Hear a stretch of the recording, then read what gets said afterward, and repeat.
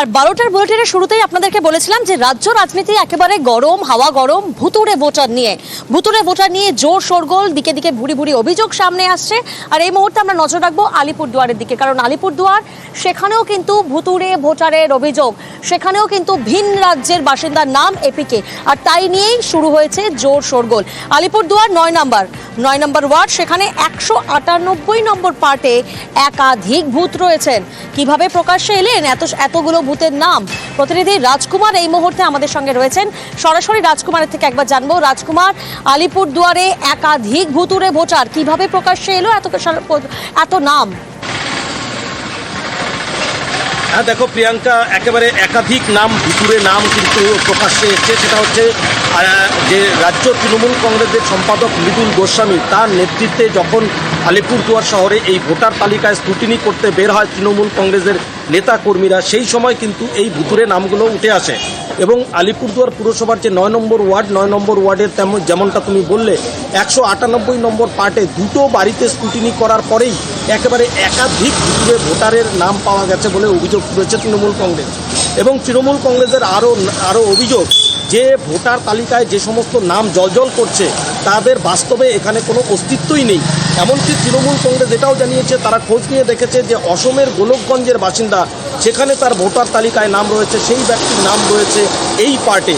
শুধু তাই নয়, কেউ বর্ধমানের ভোটার, কেউ বা আবার জলপাইগুড়ির ভোটার, কিন্তু নাম রয়ে গেছে এখানে, কিন্তু বাস্তবে এখানে তাদের কোনো অস্তিত্ব নেই, অর্থাৎ এখানে তারা ভূত হয়ে গেছে। এই সমস্ত নাম কিন্তু তালিকা থেকে বাদ দেওয়ার জন্য তৃণমূল কংগ্রেস নির্বাচন কমিশনের দ্বারস্থ হচ্ছেন এবং তারা দাবি তুলেছেন অবিলম্বে একেবারে পরিষ্কার পরিচ্ছন্ন ভোটার তালিকার। প্রিয়াঙ্কা, একেবারেই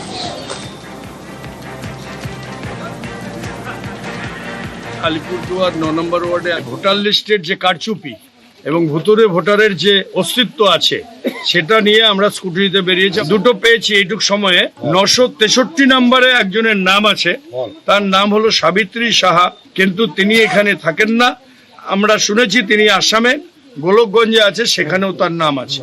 আমরা এটা ডিলিশনের জন্য প্রেয়ার দেব। আরেকটা আমরা পেয়েছি 939 সিরিয়াল নাম্বারে একটা নাম পেয়েছি, নাম রিক্তা সাহা। এই ওয়ার্ডে তিনি থাকেন না, এখানকার বাসিন্দা নন। আমাদের কাছে খবর ওনার নাম জলপাইগুড়ি ভোটার লিস্টেও আছে। খুঁজতে গেলে আরো পাওয়া যাবে। এর বিরুদ্ধেই আমাদের কথা যে পরিষ্কার পরিচ্ছন্ন সঠিক ভোটার লিস্ট বের করে ভোট করতে হবে। আমরা দেখলাম শুধুমাত্র আলিপুরদুয়ার নয়, রাজ্যের বিভিন্ন জায়গা থেকে ভুতুড়ে ভোটারের বুড়ি বুড়ি অভিযোগ সামনে আসছে। আর এসবের মধ্যে মঙ্গলবার গুরুত্বপূর্ণ বৈঠকে নির্বাচন কমিশনার, অর্থাৎ ভোটার কার্ড এবং আধার কার্ড সংযুক্তিকরণের পথে আরো এক ধাপ এগোচ্ছে নির্বাচন কমিশনার। তবে এসবের মধ্যে তৃণমূল কংগ্রেসের অভিযোগ কি? সেই অভিযোগ, যখন আধার কার্ড জালিয়াতি করে ভোটার কার্ড হচ্ছে, তাহলে এপিক আর ভোটার কার্ড সংযুক্তিকরণে আদৌ কি স্বচ্ছ ভোটার লিস্ট তৈরি করা সম্ভব? বিজেপিরও পাল্টা জবাব এসছে, আর এই নিয়েই চর্চা তুঙ্গে।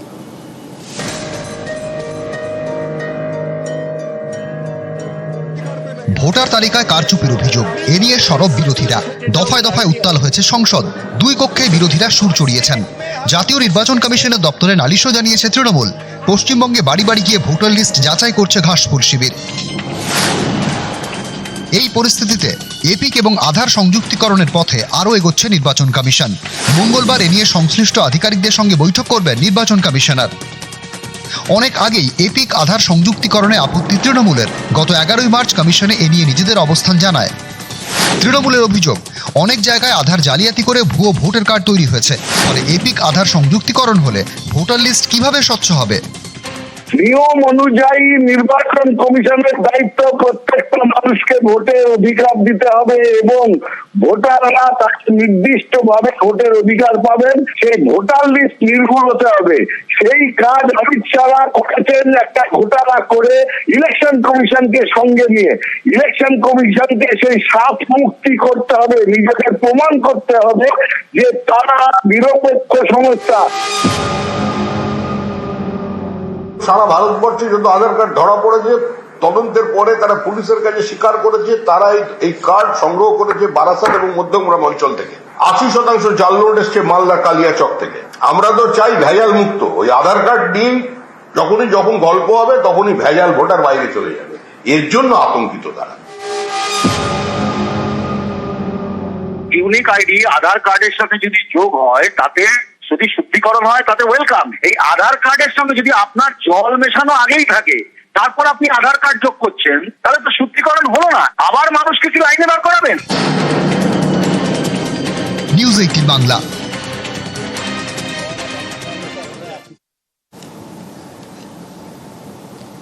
পাখির চোখ 2026, আর 2026-এ এবার লড়ার জন্য, ময়দানে নামার জন্য সেনা কারা? সেনা হচ্ছে তৃণমূলের সংগঠন। সেই সংগঠনের পারফরমেন্সে এবার জোর দেওয়া হচ্ছে।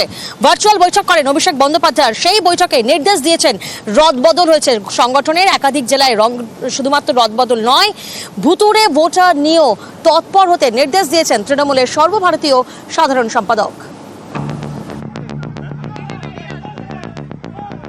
পাখির চোখ 26-এর বিধানসভা ভোট। তার আগে শনিবার ভার্চুয়াল বৈঠকে অভিষেক বন্দ্যোপাধ্যায় বিধানসভা ভোটের আগে সাংগঠনিক রদবদলের বার্তা দিলেন তৃণমূলের সর্বভারতীয় সাধারণ সম্পাদক। এদিন বৈঠকে অভিষেক বলেন, 24-এর ভোটে যেসব বিধানসভা কেন্দ্রের 70% বুথে তৃণমূল পিছিয়ে, সেখানকার বুথ এবং অঞ্চল সভাপতি বদল করা হবে। আগে জেলা স্তরে বদল হবে, তারপরে বাকি বদল হবে। পারফরমেন্সের ভিত্তিতেই সংগঠনে রদবদল হবে। 26-এ ভোটের আগে তৃণমূলের আতস কাছে 24-এর অঙ্ক। লোকসভা ভোটের ফল পর্যালোচনা করে কোমর বেঁধে ময়দানে নামার পরামর্শ দিয়েছেন অভিষেক। এদিন ভার্চুয়াল বৈঠকে তিনি বলেন, 21 এবং 24-এর ভোটে তৃণমূল হেরেছে এমন বুথে বেশি করে নজর দিতে হবে। যে বুথে তৃণমূল 50 ভোটে পিছিয়ে বা হারের ব্যবধান বেশি, সেই বুথ চিহ্নিত করতে হবে। বিপুল সামাজিক পরিষেবা পাওয়ার পরেও হারার কারণ কি, সেই কারণ খুঁজে ওই বুথের বাড়ি বাড়ি গিয়ে প্রচার করতে হবে। ভোটার তালিকায় কারচুপির ভুরি ভুরি অভিযোগ, এ নিয়ে আগেই সরব হন তৃণমূল নেত্রী মমতা বন্দ্যোপাধ্যায়। এরপরেই বাড়ি বাড়ি গিয়ে ভোটার তালিকা যাচাই তৃণমূলের নেতাকর্মীরা। এবার তা নিয়েই কড়া বার্তা দিলেন অভিষেক বন্দ্যোপাধ্যায়। 5 দিনের মধ্যে ভোটার লিস্ট যাচাইয়ের জন্য কমিটি তৈরি করবেন জেলা সভাপতিরা। জেলা সভাপতি ও চেয়ারম্যান, পঞ্চায়েত সমিতির সভাপতি, সহসভাপতি, জেলা পরিষদ সভাধিপতি, কর্মাধ্যক্ষ, কাউন্সিলর, পুরপ্রধানদের নিয়ে তৈরি হবে কমিটি। জেলা স্তরের পাশাপাশি ব্লক এবং টাউনেও কমিটি তৈরি হবে। 21 থেকে 27 মার্চের মধ্যে ব্লক এবং টাউন কমিটি তৈরি করতে হবে। ভুয়ো ভোটার মনে হলে সঙ্গে সঙ্গে আলোচনা করে পদক্ষেপ নিতে হবে। নাম বাদ দিতে হবে। কমিটির সদস্যরা সারা বছর ভোটার তালিকা যাচাইয়ের কাজ করবেন। সারা বছর ভোটের কাজ করার জন্য ব্লক ইলেকটোরাল রোল সুপারভাইজার তৈরি করা হবে। ব্লক, অঞ্চল, ওয়ার্ডে ইলেকটোরাল রোলের কাজ হবে। এটা প্রশাসনিক পদ নয়, দলের পদ। গত মাস থেকে ভোটার তালিকায় বাড়তি নজর দিয়েছে তৃণমূল। তাদের অভিযোগ, ভোটার তালিকায় কারচুপি করে মহারাষ্ট্র এবং দিল্লি বিধানসভা ভোটে জিতেছে বিজেপি। সেই প্রসঙ্গ টেনে এদিন অভিষেক বলেন, অরবিন্দ কেজরিওয়াল 4000 ভোটে হেরেছেন। তার বিধানসভা কেন্দ্রে 35,000-এর ভোটারের নাম বাদ গেছিল। বিষয়টি ভোটের পরে আম আদমি পার্টির নজরে আসে। তৃণমূল সেই কারচুপি ধরে ফেলেছে। বাংলায় 25 লক্ষ ভোটারের নাম বাদ দিয়ে নতুন 25 লক্ষ নাম যোগ করার ছক কষেছে বিজেপি। ভারতের গণতন্ত্র অবরুদ্ধ, নির্বাচন কমিশনের সঙ্গে যোগসাজশে বাংলার ভোটারদের ভোটাধিকার থেকে বঞ্চিত করার ষড়যন্ত্র করেছে বিজেপি। আমরা এই পরিকল্পনা সফল হতে দেব না। বাংলা লড়বে, বাংলা জিতবে। জনপ্রতিনিধিদেরকে আরো একবার সাধারণ মানুষের কাছে গিয়ে মানুষের চাহিদা বুঝে নিয়ে জনসংযোগ করার উপায় বা ঠিক কি কাজ করতে হবে, সেই বার্তাই সাংগঠনিক বৈঠকে দিয়ে রাখলেন অভিষেক বন্দ্যোপাধ্যায়। ক্যামেরা সুব্রত জানার সাথে আবির ঘোষাল, নিউজ 18 বাংলা, কলকাতা।